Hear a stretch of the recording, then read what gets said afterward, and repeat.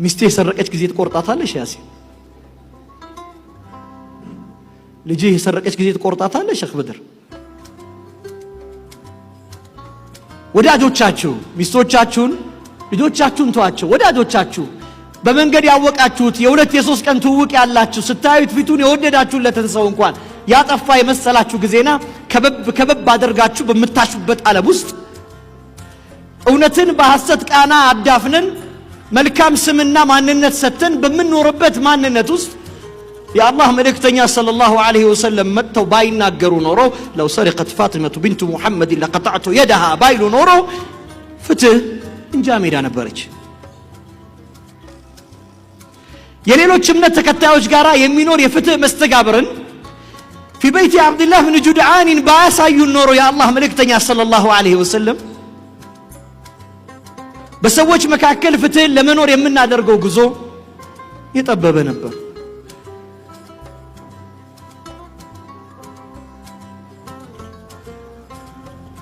መስጠት እንዴት እንደሆነ ሲያሳዩአቸው መለገስ እንዴት ሆነ ሲያስተምሯቸው አንድ ሰውዬ መጣ።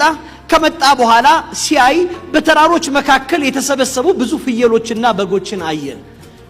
የአይኑን ላይና ታች ማለት የተመለከቱት የአላህ መልእክተኛ ሰለላሁ ዐለይሂ ወሰለም ፈለካቸው አሉት። አዎ አላቸው። ውሰደው አሉት።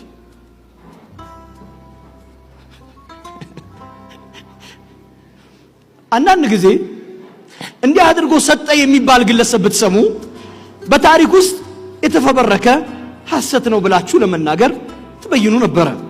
እውነታውም እንደዛ ነበር።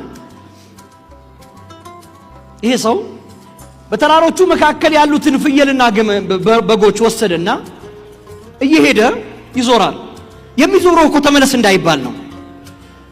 ከዓይናቸው ማህደር እስከሚጠፋ ድረስ ከተጓዘ በኋላ ሀገሩ ሲገባ እውነት ነው ሙሐመድ ነብይ ነው አለ። ነሁ يعطي عطاء من لا يخشى الفقر ድህነትን የማይፈራ አሰጣጥ ነው የሚሰጠው አለ።